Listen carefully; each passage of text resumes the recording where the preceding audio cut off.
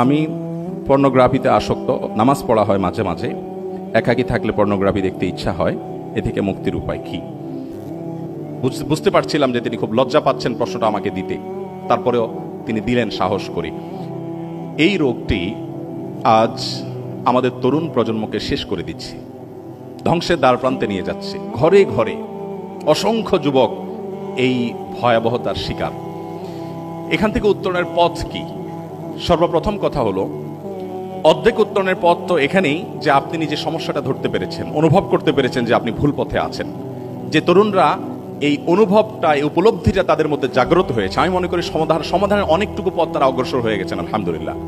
যারা এখনো এটা অনুভব করতে পারছেন না, তাদের উচিত নিজের সমালোচনা করা, আত্মসমালোচনা করা, যে আমি যে পথে হাঁটছি এই পথটি আমার ধ্বংস ডেকে আনবে। জেনা এবং ব্যভিচারের অপরাধটা এত জঘন্য যে শরীয়ত এটার জন্য হদ ঠিক করে দিয়েছে, যেটাতে ব্যক্তি একা ক্ষতিগ্রস্ত হবে না, গোটা সমাজ শেষ হবে, পরিবার শেষ হবে, দেশ এবং মানব সভ্যতা বিলুপ্তির দিকে চলে যাবে। এই জন্য ভাইরা আমার, শয়তান আপনাকে দিয়ে এই কাজটা করাবে। আপনি নামাজ কালাম পড়েন, অথচ আপনি পর্নোগ্রাফিতে আসক্ত। তো এই ভয়াবহতাটা আগে অনুভব করতে হবে, যেটি কত ভয়াবহ। শরীয়তের জন্য নির্দিষ্ট হদ ঠিক করে দিয়েছে। এটা থেকে বাঁচার জন্য আমি সংক্ষেপে শুধু কারণগুলো বলে ফেলছি। নাম্বার এক নম্বর কারণ, উপায় হলো যে আপনার একটা অপারেশন চালাতে হবে নিজের বিরুদ্ধে। প্রত্যেকটা মুমিনের ইমানের জাগরণ হয় কিছু কিছু সময়। ইদা হাব্বাত রুহুল ঈমান ও রিহুল ঈমান, যখন ইমানের হাওয়া বাতাস ভেতরে বইবে, আপনি অনুভব করবেন, আপনি তখন সিদ্ধান্ত নিতে হবে, একটু কঠিন সিদ্ধান্ত, যে আমার মোবাইলটাকে আমি ফরম্যাট দিয়ে দিব, আমি বাটন ফোনে চলে যাব মাত্র 3 মাসের জন্য। এই প্রেসক্রিপশনটা আমি দিচ্ছি, মাত্র 3 মাসের জন্য আপনি বাটন ফোনে চলে যান। আপনি কোনো স্মার্টফোন রেখেন না হাতে।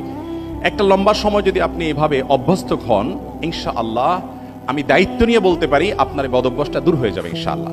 আমার অনেক তরুণ বন্ধুরা আছে যারা মনে করে, না আমি বোধহয়, অনেকে আছেন মাস্টারবেশনে অভ্যস্ত হয়ে গেছেন, অনেকে আছেন যে পর্নোগ্রাফি দেখা অভ্যস্ত হয়ে গেছেন, বাঁচেন না এটা ছাড়া। তিনি মনে করেন যে আমি এটা ছাড়া টিকতে পারবো না। আপনি এটার উপকরণের পথটা একেবারে শেষ করে দেন, যে আমি এই ফোন আর ইউজই করবো না। কিছুদিন জন্য আমি সোশ্যাল মিডিয়া টিডিয়া সবগুলো থেকে সরে যাওয়ার জন্য আমি ফোন সেট চেঞ্জ করে একটা বাটনওয়ালা ফোন আমি ইউজ করব। কিছুদিন, 3-4 মাস, আপনি মরে যাবেন না, আপনি শেষ হয়ে যাবেন না। একটু হিম্মত করে সিদ্ধান্তটা নেন, দেখবেন আপনি খুব সহজেই 3 মাস পরে আবার নতুন জীবন পেয়েছেন। নাম্বার 1।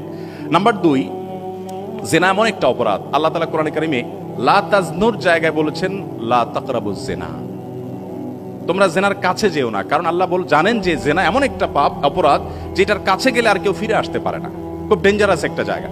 এই জন্য কাছাকাছি যাওয়া থেকে বেঁচে থাকতে হবে। ইসলাম কেন পর্দার কথা বলেছে, কেন নজর হেফাজত করার কথা বলেছে? আজকে আমাদের তরুণ বন্ধুদের মধ্যে, কলেজ ইউনিভার্সিটির অনেক বন্ধুদেরকে আমরা দেখি যে তারা যুদ্ধ করেন, রীতিমতো গোটা পরিবেশের সাথে তারা লড়াই করেন, সংগ্রাম চালান নিজের ইমানকে হেফাজত করবার জন্য, নিজের আমলকে, তাকওয়াকে রক্ষা করবার জন্য। এই মানুষগুলোই আল্লাহ রাব্বুল আলামিনের খাতায় মুত্তাকি হিসেবে বিবেচিত। এই যে প্রচেষ্টা ইসলাম করতে বলেছে, কেন? কারণ ইসলাম জানে, যদি কেউ নিজের নজরকে হেফাজত না করে, তাহলে জেনাল আইনে আন নজর, চোখের দেখাটা হবে জেনার প্রথম পদক্ষেপ।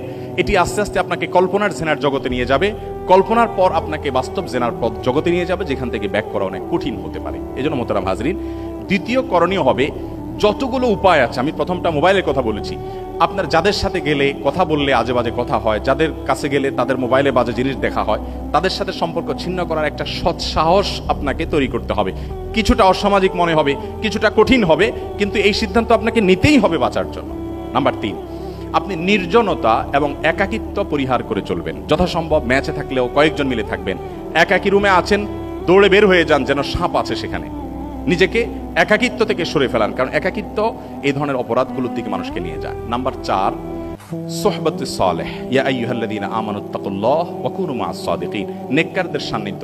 একটু আগে যে আপনারা যে হাদিস শুনেছেন মওলানা শরীফ মোহাম্মদ হাফিজাহুল্লাহর কাছ থেকে, যে যুবক এসে নবী করিম সাল্লাল্লাহু আলাইহি ওয়াসাল্লাম জেনা করতে চেয়েছে, নবী করিম সাল্লাল্লাহু আলাইহি ওয়াসাল্লামের সান্নিধ্যে আসার পর, বসার পর, জেনা করার আগ্রহ তার অন্তর থেকে সমূলে শেষ হওয়ার পর সে উঠে গেছে।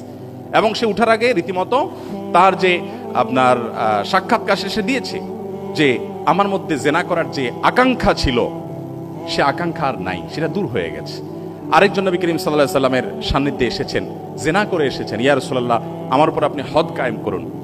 নবী করিম সাল্লাল্লাহু আলাইহি ওয়াসাল্লামের সান্নিধ্যে কিছু সময় থাকার পর আল্লাহ রাব্বুল আলামিন তাকে মাফ করে দিলেন, মাগফিরাতের ঘোষণা এলো। এই জন্য নেককার এবং আল্লাহওয়ালা বন্ধু, যারা আল্লাহর ভয় অন্তরে লালন করে, ধারণ করে, মুত্তাকি পরেজগার, সে মানুষগুলো, বিশেষ করে ওলামায়ে কেরাম, আমলদার, যারা কথা অনুযায়ী আমল করেন, মুত্তাকি পরহেজগার, তাদের সোহবত এবং সান্নিধ্যে খুব বেশি আসা যাওয়া করেন। অন্য সময় এত বেশি করেন না, আপনার মাস্টারবেশনের অভ্যাস হয়ে গেছে, পর্নোগ্রাফিতে দেখাতে খুব বেশি আসক্ত হয়ে গেছেন, এখন আপনি বাড়িয়ে দেন, প্রতিদিন 4-5 বার করে যান, আধা ঘন্টা করে যেয়ে বসে থাকেন তাদের সান্নিধ্যে। ইনশাআল্লাহ এটার একটা স্পিরিচুয়াল পাওয়ার আছে, এটা একটা আধ্যাত্মিক শক্তি আছে, যেটা আপনি নিয়মিত যাওয়া আসা করে টের পাবেন। আল্লাহ এর জন্য বলেছেন, ইয়া আইয়ুহাল্লাযীনা আমানুত্তাকুল্লাহ, এই ইমানদাররা তোমরা তাকওয়া অবলম্বন করো। কিভাবে হবে? ওয়াকুনু মাআস সাদিকিন, সত্যবাদীদের সাথে থাকো। আপনার বন্ধুদের মধ্যে যে বন্ধুটা হারাম থেকে বাঁচার জন্য যুদ্ধ করে রীতিমতো, কোনোভাবেই হারামের ধারে কাছে যায় না, তাকে আপনি আঁকড়ে ধরেন, আগলে ধরেন এবং তার কাছে থাকার চেষ্টা করেন।